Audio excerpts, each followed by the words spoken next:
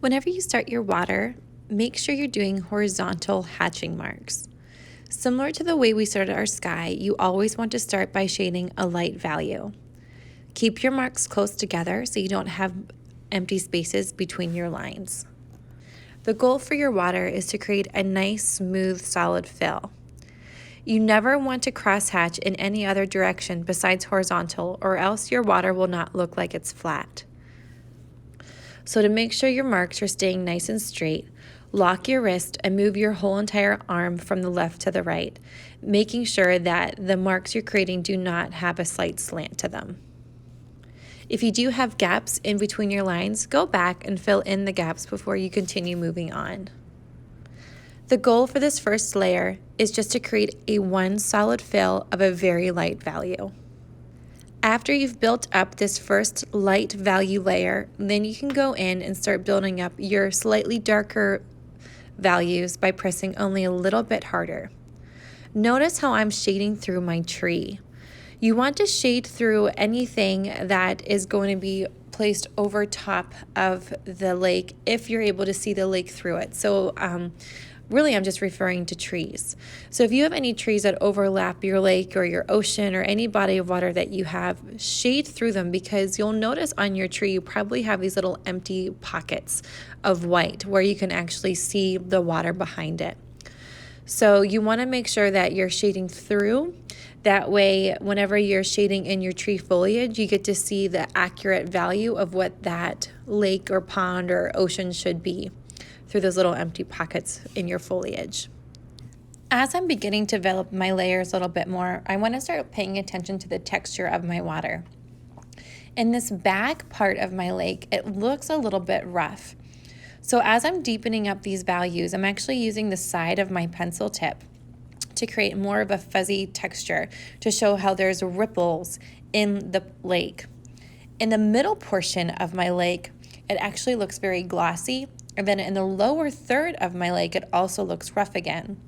So I'm transitioning how I'm holding my pencil from the top third towards the middle third. When I'm shading the middle third and adding in my darker values in that section, I'm holding the pencil up, so only the tip of my pencil is holding it. But here in this upper third section, I'm just using the side of my pencil. Now, one thing that I noticed was I have these darker values reflecting the darker trees that I have in my tree line. But as I was about to put them in, I saw that, oh my gosh, I actually didn't put in that darker tree. So values are relative, and you need to make sure that the values are matching everything else in the composition. So by adding in that extra tree, it's allowing this darker reflection to look more accurate. The reflection is going to mimic the shape of the tree, but also be slightly distorted. When I'm putting these darker values in, I'm pressing really lightly and having the edges of that value kind of fade out into the rest of the lake. You don't want these reflected shadows to be, hard edge shapes that are just sitting on top of the water. It should look like it's part of the water. So pay attention to the contour of it, how it kind of squiggles around with the rest of the shadows on the lake. And additionally, pay attention to the spaces in between these shapes. I kind of got my spacing a little messed up here on this side, but by the end of this, I kind of fixed it up a little bit. So just pay attention to where things are placed in regards to other elements, because all of the reflections are supposed to reflect things that are sitting above it. So if the reflections are off in the wrong spot, it's going to make your landscape look very wonky. And build up these reflections slowly.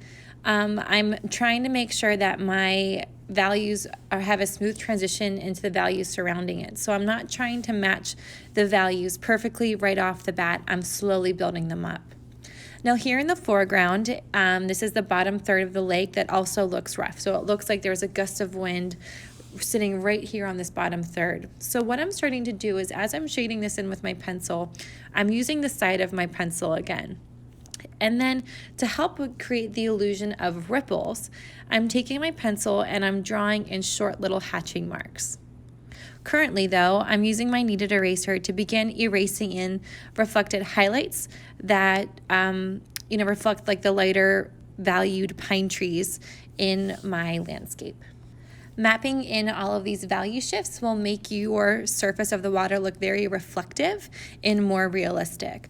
So take the time to put in all of this minute detail, because this is the object that's closest to me. And to show perspective, we need the objects that are closer to us to have more detail than the objects that are further away. So in my mountains, I kind of simplified my values a little bit to help them sit back into the distance. But here with my lake, I want to spend more time perfecting the detail and getting all of these subtle value shifts in, so it really looks like it's jumping out of the paper, and it just looks more realistic if I do it that way. And the best shading technique for these little details is just to use short hatching marks that you're slowly adding in with a light touch to gradually build up into the darker values. But be cautious not to spend too much time looking at all of the little tiny details. Always squint your eyes whenever you're looking at your reference photo and look for the mass value shifts that you're seeing across your entire body of water. We want to make sure that we're not creating like little fine-tuned, perfected areas and then losing the massed value shifts across the lake, because then it's not going to look like one solid body. It'll just look like little patches of, over detailed sections.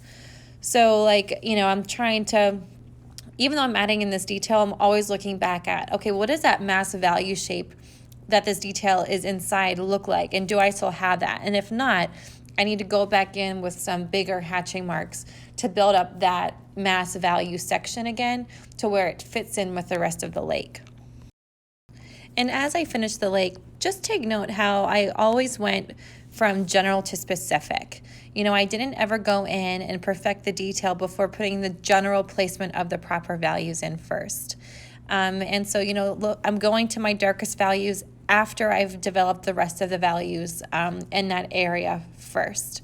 So never try to rush this process. Take your time, and if you do, you'll have amazing results.